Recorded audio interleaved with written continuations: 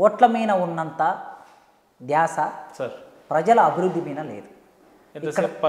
ఇక్కడ ప్రజల అభివృద్ధి అంటే ప్రభుత్వ పథకాలు సామాన్యుడి వరకు చేరాయా లేదా, బడ్జెట్ సామాన్యుడి వరకు చేరిందా లేదా అనే ఒక అవగాహన రాజకీయ నాయకుడికి ఉండాలి, ఒక విజన్ ఉండాలి. ముఖ్యమంత్రి అనేటవాడు, ఈ ముఖ్యమంత్రి కేవలం సీటును రక్షించుకోవడం ఎట్లా, ఓట్లను వేయించుకోవడం ఎట్లా, ఎమ్మెల్యేలు కూడగట్టుకోవడం ఎట్లా, వివిధ పథకాలు ఎక్కువగా మనకి మిగిలే పర్సెంటేజ్ వచ్చేటటువంటి పథకాలు, ప్రాజెక్టులు కట్టడం ఎట్లా, భవనాలు నిర్మాణం చేయటం ఎట్లా, రోడ్లు వేయటం ఎట్లా, వీటి మీద దృష్టి పెట్టి వీటి ద్వారా వాళ్ళకి పర్సెంటేజ్లు వస్తాయి కనుక డబ్బునంతా 1,00,000 కోట్లైనా 2,00,000 కోట్లైనా రాష్ట్ర బడ్జెట్ డబ్బునంతా అక్కడ ఖర్చు పెడుతున్నారు.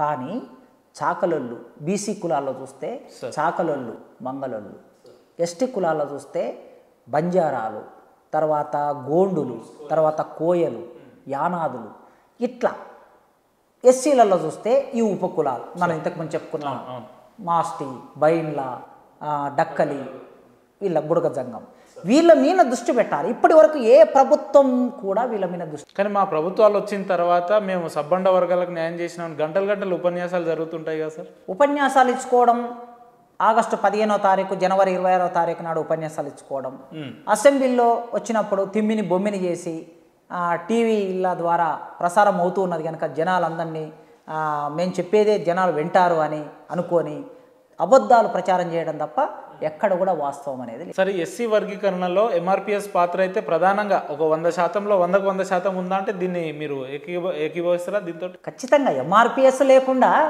వర్గీకరణ లేదు కదా.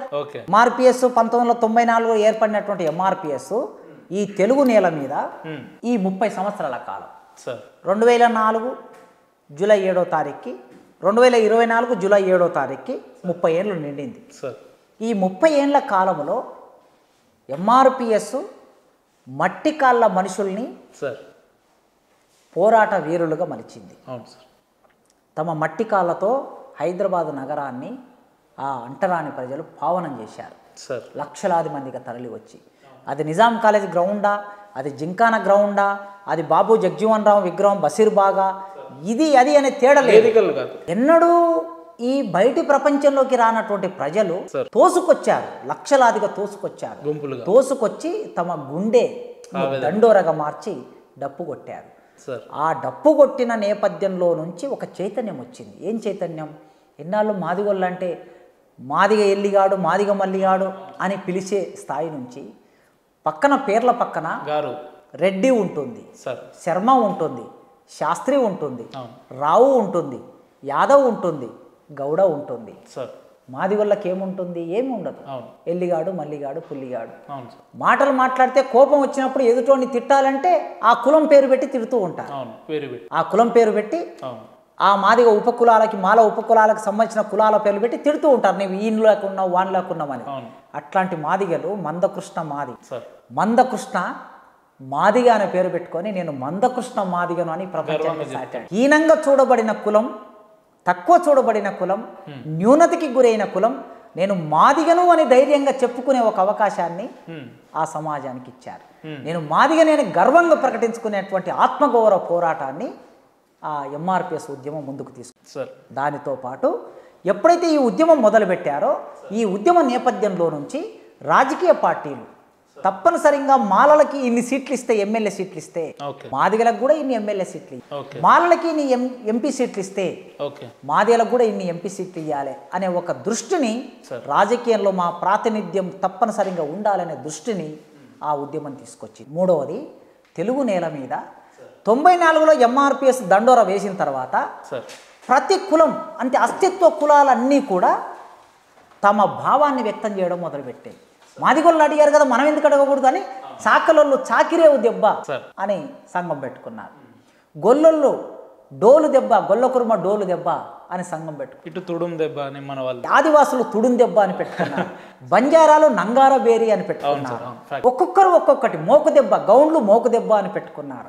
సబ్బండ కులాలు తమ చైతన్యాన్ని ప్రకటించడానికి, తమ హక్కులను అడగడానికి మాదిగ దండోర ఉద్యమమే ఈ తెలుగు పునాది వేసింది, ఆత్మగౌరవాన్ని ఇచ్చింది.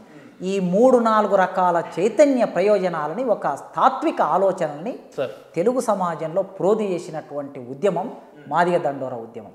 అందుకే అది వర్గీకరణ లక్ష్యంగా ప్రారంభమై ఎన్నో ఉద్యమాల్లోకి విస్తరించి మందకృష్ణ నాయకత్వంలో అన్ని ఉద్యమాలను చేస్తూనే వర్గీకరణ ప్రధాన లక్ష్యంగా ముందుకెళ్ళి ఆ ముందుకెళ్లే క్రమంలో ఎందరో అమరులైపోయారు. గాంధీ భవన్లో తమ నిరసనను వ్యక్తం చేయాలని పోయినప్పుడు గాంధీ భవన్లో అక్కడ పెట్రోల్ తగిలి చనిపోయారు, మంటల్లో మాడిపోయారు.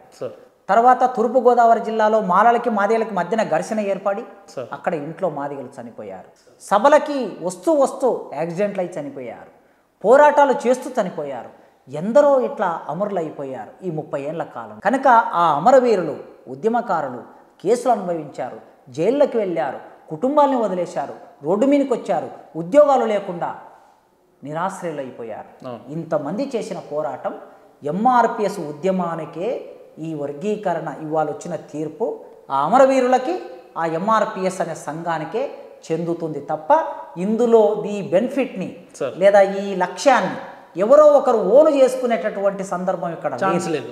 ఎవరైనా ప్రయత్నం చేసినా వాళ్ళందరూ కూడా కురుసగా మారిపోతారు తప్ప ఎంఆర్పిఎస్తో సమానంగా మందకృష్ణన్నతో సమానంగా నిలబడే అవకాశం తెలుగు నేల మీద ఎవరికి. సార్ ఆల్రెడీ రాజ్యాంగంలో పొందుపరిచిన హక్కుల్ని సాధించడానికి ఎన్నో ఉద్యమాలు చేస్తే 30 ఏళ్ళుగా సమయం ఎందుకు పట్టాల్సి వచ్చింది సార్? దీని వెనకాల ఏమన్నా ఇంకో కారణాలు ఉంటాయంటే? అయితే మాదిగలు చేస్తున్న ఈ పోరాటం సార్ మాదిగలకు సంబంధించి చదువుకున్న వాళ్ళు ఎక్కువ మంది లేరు సార్, ఐఏఎస్ ఆఫీసర్లు ఎక్కువ మంది లేరు, ఇంటలెక్చువల్స్ ఐపీఎస్ ఆఫీసర్లు ఎక్కువ మంది లేరు, మేధో వర్గం ఎక్కువ లేరు. పోరాటం చేసే శక్తి ఉంది తప్ప లోపల చట్టాలు చేసే దగ్గర న్యాయ వ్యవస్థలో మాదిగ కులానికి సంబంధించిన వాళ్ళు ఎవరు లేరు. లేకపోవటం మూలంగా ఎప్పటికప్పుడు అడ్డంకులు 1994లో మొదలు కాగానే చంద్రబాబు నాయుడు 96లో ముఖ్యమంత్రి అయ్యాడు. ఎన్టీ రామారావును దించేసి ముఖ్యమంత్రి అయ్యారు.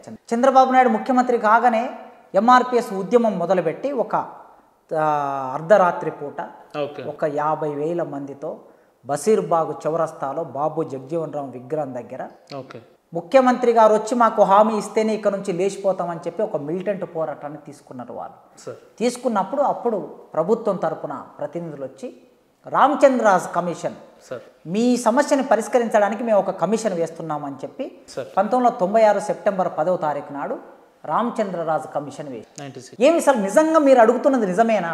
ఒక అధ్యయనం చేయాలి, ఒక రిపోర్ట్ కావాలి, ప్రభుత్వం ఏదైనా చేయాలంటే ఒక రిపోర్ట్ కావాలి. కనుక మీరు అడుగుతున్నది నిజమో కాదో తెలుసుకోవడం కోసం మేము రిపోర్ట్ ఒక కమిషన్ వేస్తామని చెప్పేసి కమిషన్ వేశారు. ఆ కమిషన్ అధ్యయనం చేసి 1997లో రిపోర్ట్ ఇచ్చేసింది. సెప్టెంబర్లో కమిషన్ పడింది, ఏప్రిల్ వచ్చే నాటికి కమిషన్ రిపోర్ట్ ఇచ్చింది. ఆ కమిషన్ రిపోర్టు ఆధారంగా ఆ రోజు ఆయన అసెంబ్లీలో చంద్రబాబు నాయుడు దాన్ని అసెంబ్లీలో చర్చకు పెట్టి నిజమే మాల మాదిగల మధ్యన అసమానతలు ఉన్నాయి, ఈ రిజర్వేషన్ ఫలాలను 15% రిజర్వేషన్ ఫలాలను అందుకోవడంలో వెనుకబడిపోయారు. మాలలు ఐఏఎస్ ఆఫీసర్లు ఎంతమంది ఉన్నారని, గ్రూప్ 1 ఆఫీసర్లు ఎంతమంది ఉన్నారని చూస్తే మాదిగ కమ్యూనిటీ నుంచి ఒక్క ఐఏఎస్ ఆఫీసర్ కూడా, గ్రూప్ 1 ఆఫీసర్లు కూడా లేరు అనే లెక్కలు తేల్చారు. ఎంపీలు ఎంతమంది ఉన్నారని చూస్తే ఒక్క ఎంపీ కూడా మాదిగ కమ్యూనిటీ నుంచి లేరు. జెడ్పీటీసీలు, ఎంపీటీసీలు మొత్తం లెక్కల సమాచారం సేకరించింది రామచంద్ర. మొత్తం సమాచారం సేకరించిన తర్వాత ఇంత అసమానత ఉన్నది కనుక ముఖ్యంగా రెల్లి కులం జనాభా ఉన్నది, ఆ రెల్లి కులం వాళ్ళు ఇప్పటి వరకు పాఠశాల గడపదొక్కలేదు అని చెప్పి నివేదిక ఇచ్చింది. ఆ నివేదికని అసెంబ్లీలో పెట్టారు, అందరూ అంగీకరించారు. అంగీకరించి వెంటనే దీన్ని చట్టం చేయాలనుకున్నారు. గవర్నమెంట్ జీవో తీస్తే వెంటనే దీని వ్యతిరేకులు ఏం చేశారంటే హైకోర్టుకు వెళ్ళారు. 98లో హైకోర్టుకు వెళ్తే హైకోర్టు ఏం చెప్పింది, కొట్టేసింది దాన్ని ప్రారంభం. రాష్ట్రాలు దీన్ని చట్టం చేయడానికి వీల్లేదు అని కొట్టేసింది. ఎందుకు కొట్టేసింది అనేది ఇవాళ తీర్పు. ఇవాళ సుప్రీంకోర్టు కూడా రాష్ట్రాలు చేయొచ్చు అన్నది, ఆనాడు హైకోర్టు రాష్ట్రాలు వద్దన్నది. అంటే మరి సుప్రీంకోర్టు నిజమైందా, హైకోర్టు నిజమైందా? సుప్రీంకోర్టు నిజమైంది. మరి హైకోర్టులో కొట్టేశారంటే ఎవరి ప్రాబల్యం వలన? మాల జడ్జీల ప్రాబల్యం, అధిక సంఖ్యలో మాల జడ్జీల ప్రాబల్యం, మాల రాజకీయ నాయకుల ప్రాబల్యం ఉంటుంది కనుక నేచురల్ గా ఆ ప్రభావానికి గురైనటువంటి వాళ్ళు ఆ రోజు కొట్టి. అంటే తీర్పు రావాలంటే జడ్జిల ఇన్వాల్వ్మెంట్ ఇంపార్టెంటా సార్? ఖచ్చితంగా.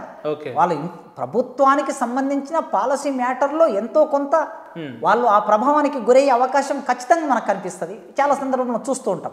తర్వాత గవర్నమెంట్ ఏం చేసిందంటే నెక్స్ట్ బెంచ్కి పోయింది, దిశభ్య బెంచ్కి పోయింది. పోయిన తర్వాత ఆ దిశభ్య బెంచ్ ఏం చెప్పిందంటే మీరు వర్గీకరణ చేసుకోవచ్చు, అయితే మీరు ఏం చేయండి అంటే గవర్నర్ ఆర్డినెన్స్ తెచ్చుకొని సార్ ఆ ఆర్డినెన్స్ను రాష్ట్రపతి ద్వారా అప్రూవల్ చేసుకొని మీరు అమలు చేసుకోండి అని చెప్పింది.